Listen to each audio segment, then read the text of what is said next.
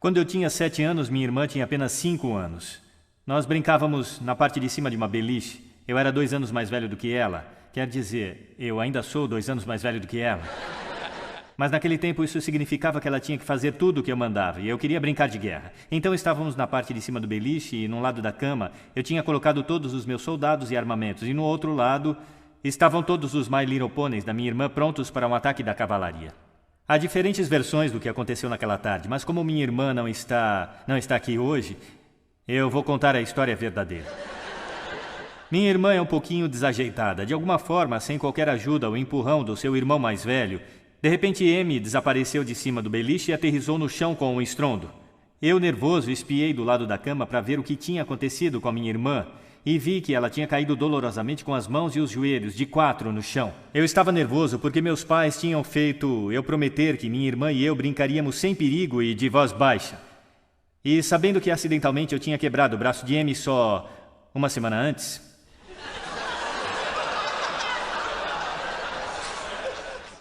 a empurrando heroicamente fora do alvo de um tiro iminente e imaginário pelo qual ainda não me agradeceram, eu estava tentando fazer tudo o que era possível.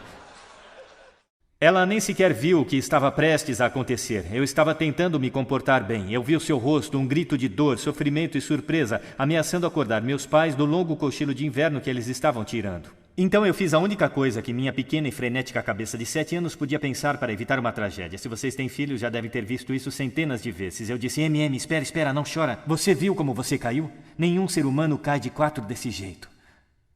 Amy, eu acho que você é um unicórnio.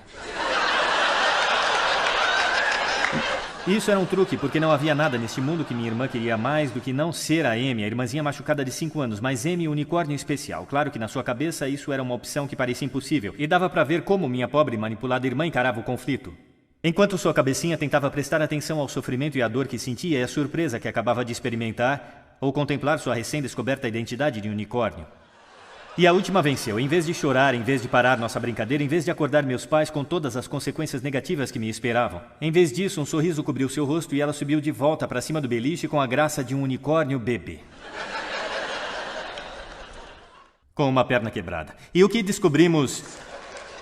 Na tenra idade de 5 e 7 anos, não tínhamos a mínima ideia na época. É algo que estaria na vanguarda de uma revolução científica que ocorreu 2 décadas mais tarde, na maneira como observamos o cérebro humano. O que descobrimos foi algo chamado psicologia positiva. E por essa razão estou aqui hoje e por esta razão eu acordo toda manhã.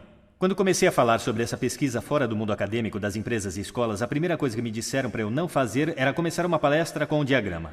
A primeira coisa que eu quero é começar minha palestra com um diagrama. Esse diagrama é chato, mas por causa dele eu fico excitado e acordo todo dia de manhã. Esse diagrama não significa nada, são dados falsos. O que descobrimos foi que...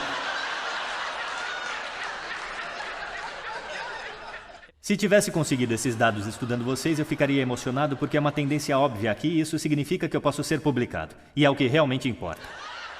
O fato é que há um ponto vermelho esquisito acima da curva, há uma pessoa esquisita na sala, eu sei quem você é, o vi antes. Mas não importa. Não importa como a maioria sabe, porque eu posso apagar aquele ponto. Posso apagar o ponto porque claramente é um erro de medição. E sabemos que é um erro de medição porque está atrapalhando meus dados. Portanto, uma das primeiras coisas que ensinamos nos cursos de economia, estatística, administração e psicologia é como podemos eliminar os esquisitos de uma forma estatisticamente válida. Como eliminá-los de nossa vida. O que é fantástico se estou tentando saber quantos analgésicos uma pessoa comum deveria tomar. 2. Mas se estou interessado no seu potencial, ou na sua felicidade, na produtividade, ou na energia, ou na criatividade, o que estamos fazendo é criar um culto científico dos medianos. Se faço uma pergunta tipo, quão rápido pode uma criança aprender a ler na sala de aula? Os cientistas mudam a pergunta para quão rápido a criança mediana aprende a ler na sala de aula, e aí nós ajustamos as classes de acordo com a média. Agora, se vocês descem abaixo da média nesta curva, aí então os psicólogos ficam animados. Porque isso significa que você ou está deprimido ou tem um problema, ou talvez ambos. Esperamos que sejam ambos, porque no nosso negócio, se você vem para uma sessão terapêutica com problema, fazemos questão que você vá embora sabendo que tem 10. E assim você volta muitas vezes. Vamos levá-lo de volta à infância se necessário, mas no fim o que queremos é torná-lo normal de novo. Mas normal é meramente mediano. E o que a psicologia positiva propõe é que se estudarmos o que é meramente mediano, permanecemos meramente medianos. Então, ao invés de apagar esses fora de série positivos, o que faço é ver uma população como essa e perguntar por quê?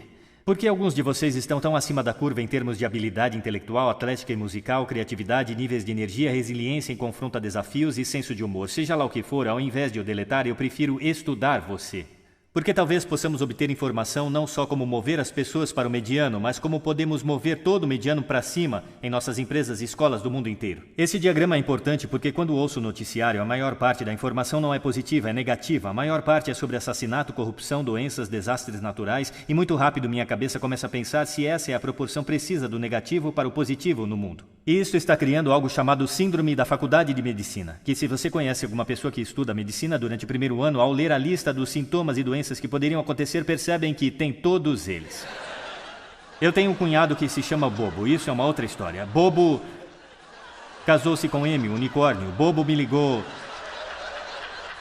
da Faculdade de Medicina de Yale e disse: Sean, eu tenho lepra. Que até em Yale é bastante raro. Mas não sabia como consolar o pobre do Bobo, porque ele tinha acabado de se recuperar de uma semana inteira com menopausa. Descobrimos que não é a realidade que nos molda, mas as lentes através das quais o cérebro vê o mundo que molda a sua realidade. Se mudarmos as lentes, não só podemos mudar a felicidade, como podemos mudar cada resultado educacional e empresarial ao mesmo tempo. Quando me candidatei a Harvard, foi um desafio. Eu não esperava entrar, minha família não tinha dinheiro. 2 semanas depois, consegui uma bolsa de estudos militar. De repente, algo que não era sequer uma possibilidade tornou-se realidade. Quando cheguei, achei que todos também veriam isso como um privilégio, que estariam muito emocionados. Mesmo se você estiver numa sala cheia de gente muito mais inteligente que você, se sentiria feliz apenas por estar naquela sala, e é o que eu senti. Mas o que descobri é que, embora algumas pessoas sentem isso, quando me formei depois de 4 anos, passei os próximos 8 anos vivendo em dormitórios com os estudantes. Harvard me pediu, e eu não era esse cara. Eu só era um funcionário de Harvard para aconselhar os estudantes durante os difíceis 4 anos. E o que encontrei em minhas pesquisas foi que esses estudantes, por mais felizes pelo sucesso de entrar na faculdade, 2 semanas depois não focavam no privilégio de estarem lá, nem na filosofia ou na física. Eles focavam na competição, no trabalho acadêmico, nos problemas, focavam nas pressões, nas reclamações. Quando fui à universidade pela primeira vez, entrei no salão de jantar dos calouros, que era onde meus amigos de Waco, Texas, onde eu cresci, sei que alguns de vocês já ouviram falar do lugar. Quando vinham me visitar, olhavam ao redor e diziam: esse salão parece de Hogwarts, do filme Harry Potter, e parece mesmo, é Harvard. E quando vem isso, dizem: Sean, por que você perde tempo estudando felicidade em Harvard? Sério, o que pode ter um estudante de Harvard para sentir-se infeliz? Implícito nessa pergunta está a chave para a ciência da felicidade, porque o que esta pergunta presume é que o nosso mundo externo pode predizer nossos níveis de felicidade, quando na realidade, se sei tudo sobre seu mundo externo, só posso predizer 10% de sua felicidade a longo prazo. 90% da sua felicidade a longo prazo não é prevista pelo mundo externo, mas pela maneira que seu cérebro processa o mundo. E se mudamos isto, se mudamos nossa fórmula de felicidade e sucesso, o que podemos fazer é mudar a forma que podemos então afetar a realidade. Descobrimos que somente 25% do sucesso profissional são previstos por QI, 75% são previstos pelos seus níveis de otimismo, seu suporte social e sua capacidade de ver o estresse como um desafio em vez de uma ameaça. Falei num colégio interno em New England, talvez o de maior prestígio, e disseram: já sabemos disso, todo ano, em vez de apenas ensinar, também temos uma semana de bem-estar. Na noite da segunda-feira temos um expert e líder mundial que vai falar sobre depressão adolescente. Na terça-feira é sobre violência e bullying. Na quarta é sobre distúrbios alimentares. Na quinta é sobre como evitar o uso de drogas. E na sexta estamos decidindo entre riscos do sexo e felicidade. Eu disse isso e é a noite de sexta para a maioria.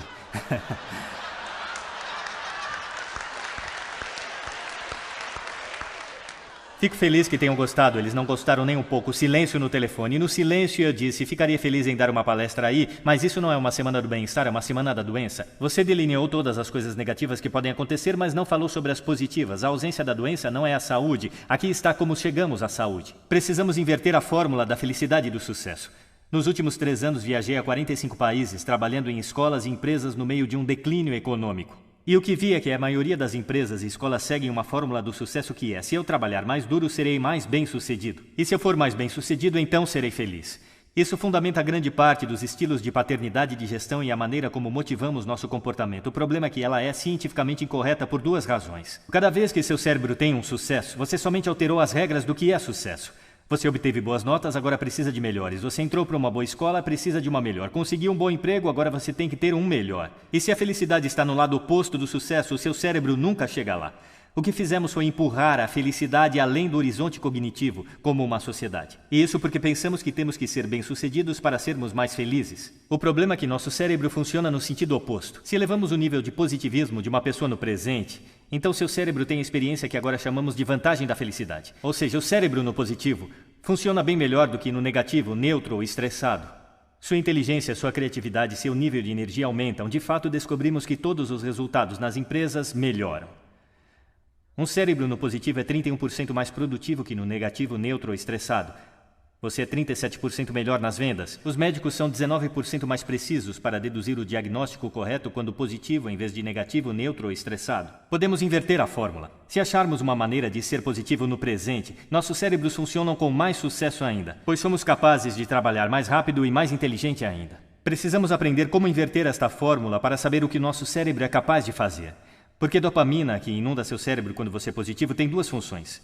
Ela não só o faz mais feliz, ela aciona todos os centros de aprendizagem do seu cérebro, permitindo-se adaptar ao mundo de uma forma diferente. Descobrimos que há maneiras de treinar o cérebro para que se torne mais positivo. Em intervalos de 2 minutos, durante 21 dias consecutivos, podemos religar seu cérebro, permitindo que realmente trabalhe com mais otimismo e mais sucesso. Fizemos isso em todas as empresas com que trabalhamos, fazendo-os anotar 3 motivos novos pelos quais se sintam gratos, durante 21 dias consecutivos. 3 motivos para cada dia. No final, seus cérebros começaram a reter um padrão de buscar no mundo não o negativo, mas primeiro o positivo. Anotar uma experiência positiva que você tenha tido nas últimas 24 horas possibilita seu cérebro revivê-la. Exercícios ensinam seu cérebro que seu comportamento é importante. Vemos que a meditação ajuda o cérebro a superar o transtorno do déficit de atenção e hiperatividade que criamos ao realizar múltiplas tarefas ao mesmo tempo e ajuda o cérebro a se concentrar em uma tarefa. E, finalmente, atos aleatórios de gentileza são atos conscientes de gentileza. Abram suas caixas de entrada, escrevam um e-mail positivo elogiando ou agradecendo alguém. E ao fazermos essas atividades e treinarmos o nosso cérebro como treinamos nosso corpo, o que descobrimos foi que podemos inverter a fórmula da felicidade e sucesso e, ao fazê-lo, não só criamos ondas de positividade, mas criamos uma verdadeira revolução. Muitíssimo obrigado.